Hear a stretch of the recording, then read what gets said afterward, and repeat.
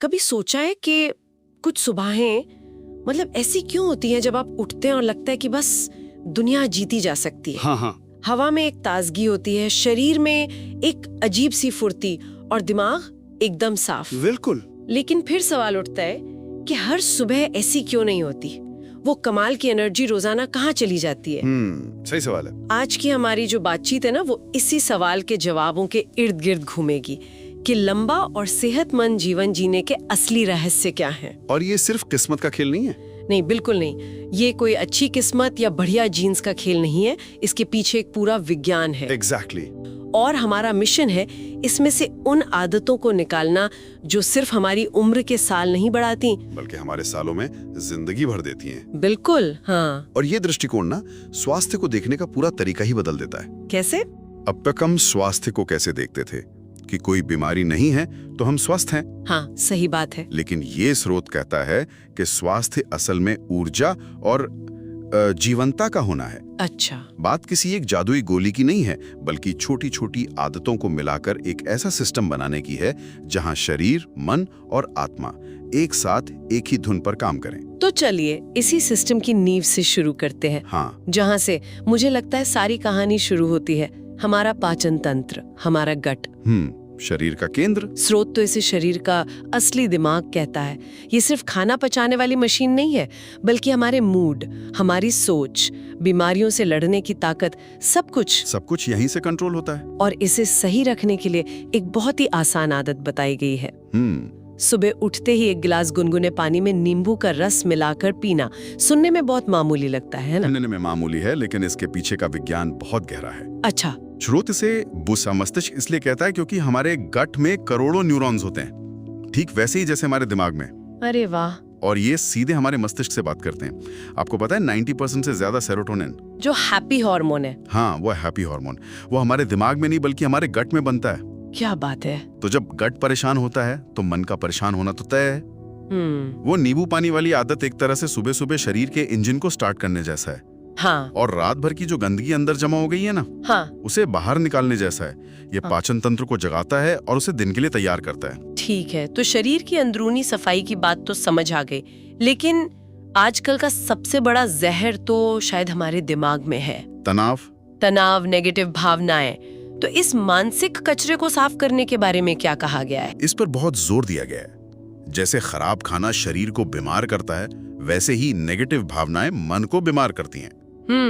और इसकी शुरुआत होती है एक बहुत ही मजेदार उपाय से। क्या? हंसी मतलब laughter is the best medicine वाली बात सच है? बिल्कुल। और विज्ञान बताता है कैसे।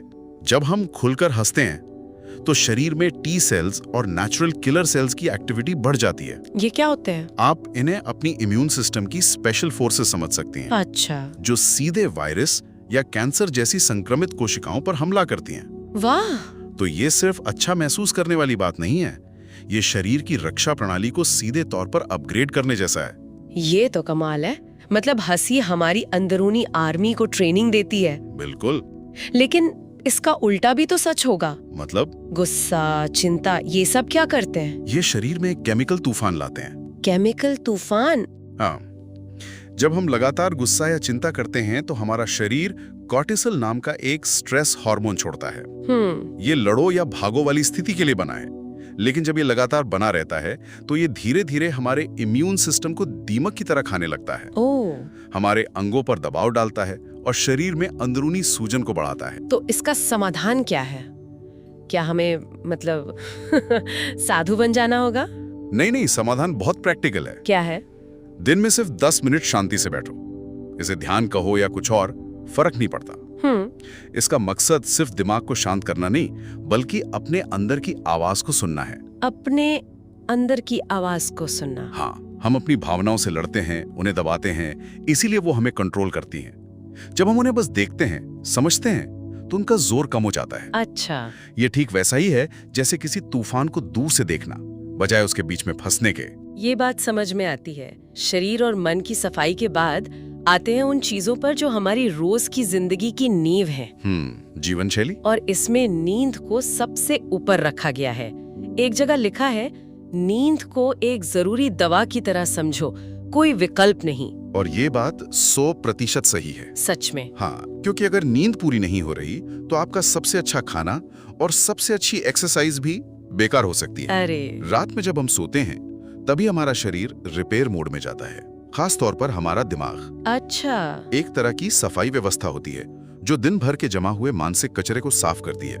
अगर आप ठीक से नहीं सोते तो ये कचरा जमा होता रहता है। तभी अगले दिन सुस्ती और कंफ्यूजन महसूस होती है। बिल्कुल। एक मिनट, इसमें सोने से पहले हल्की स्ट्रेचिंग और गर्म दूध पीने की सलाह भी है।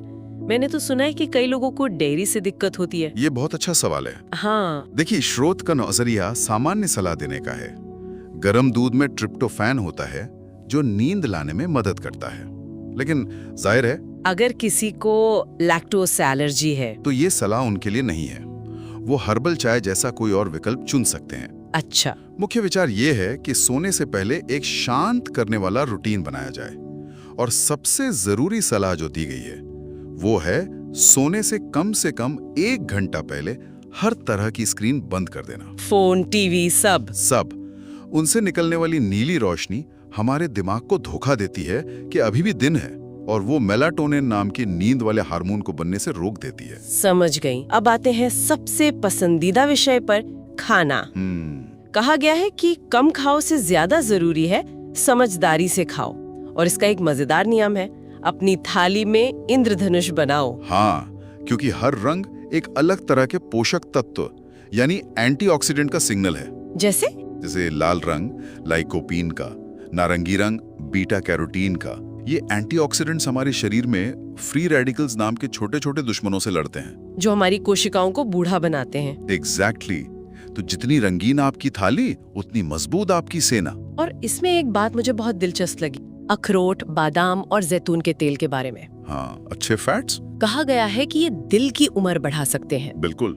इनमें जो ओमेगा 3 फैटी एसिड्स होते हैं वो सिर्फ धमनियों को साफ नहीं करते, तो और क्या कहते हैं? बल्कि ये हमारे शरीर की इन्फ्लेमेशन यानी अंदरूनी सूजन को भी कम करते हैं। इसे शरीर की आग बुझाने जैसा बताया गया है। शरीर की आग? हाँ, ज्यादातर पुरानी बीमारियां, चाहे वो दिल की बीमारी हो या आर्थराइटिस, इसी अंदरूनी सूजन से शुरू होती हैं। तो ये अच्छे फैट्स असल में उस आग को जड़ से बुझा रहे हैं। और खाने के तरीके के बारे में भी कुछ कहा गया है, माइंडफुल ईटिंग, कि अगर तनाव में खाया तो अमृत भी जहर बन सकता है। इसे गट ब्रेन कनेक्शन से समझिए। जब आप तनाव में होते हैं तो आपका शरीर लड़ो या भागो मोड में होता है। अच्छा। ऐसे में वो पाचन जैसी गैर जरूरी क्रियाओं को बंद कर देता है। तो आप दुनिया का सबसे सेहतमंद खाना भी खा लें, शरीर उसे पचाएगा ही नहीं। वो अंदर पड़ा पड़ा सड़ेगा और गैस एसिडिटी पैदा करेगा। वहीं जब आप शांत मन से धीरे धीरे चबा कर खाते हैं तो शरीर आराम करो और पचाओ मोड में होता है। बिल्कुल। और वो खाने के हर कण से पोषण खींच लेता है। और एक आखिरी स्तंभ है जीवन शैली का, प्रकृति। रोज 20 मिनट प्रकृति के साथ बिताना चाहिए। ये क्यों इतना जरूरी है? क्योंकि इंसान प्रकृति का ही हिस्सा है। हम कंक्रीट के जंगलों में रहकर ये भूल गए हैं। सही बात है। प्रकृति के बीच समय बिताने से हमारा स्ट्रेस लेवल अपने आप कम हो जाता है, ब्लड प्रेशर संतुलित होता है। और ग्राउंडिंग का भी जिक्र है। हाँ, ग्राउंडिंग यानी नंगे पैर घास या मिट्टी पर चलना। इसके पीछे विचार ये है कि धरती की अपनी एक प्राकृतिक ऊर्जा होती है, और जब हम उसके सीधे संपर्क में आते हैं तो हमारे शरीर की बिगड़ी हुई इलेक्ट्रिकल लय फिर से स्थिर हो जाती है। ये एक तरह से खुद को रिचार्ज करने जैसा है। ये तो हुई मोटी मोटी आदतें। अब कुछ ऐसी सूक्ष्म चीजों पर आते हैं जिन पर हमारा ध्यान ही नहीं जाता। जैसे कि हमारी सांस। कहा गया है कि हम में से ज्यादातर लोग बहुत उथली यानी शैलो ब्रीथिंग करते हैं, और ये बहुत बड़ी समस्या है। उथली सांस हमारे शरीर को लगातार एक हल्के तनाव की स्थिति में रखती है। अच्छा। जब हम गहरी धीमी सांस लेते हैं तो हम अपने नर्वस सिस्टम को संकेत देते हैं कि सब कुछ ठीक है, तुम शांत हो सकते हो। तो इसका कोई अभ्यास है? एक बहुत ही सरल अभ्यास बताया गया है। सुबह उठकर बस 5 मिनट के लिए पेट से गहरी सांस लेना। बस 5 मिनट? हाँ, ये अभ्यास शरीर की हर कोशिका तक ऑक्सीजन पहुंचाता है, जिससे न केवल ऊर्जा मिलती है बल्कि दिमाग भी साफ और केंद्रित महसूस करता है। सांस से आगे बढ़कर रिश्तों की बात करते हैं। बहुत जरूरी है। दावा है कि अच्छे सामाजिक रिश्ते रखने वाले लोग अकेले रहने वालों से कई साल ज्यादा जीते हैं।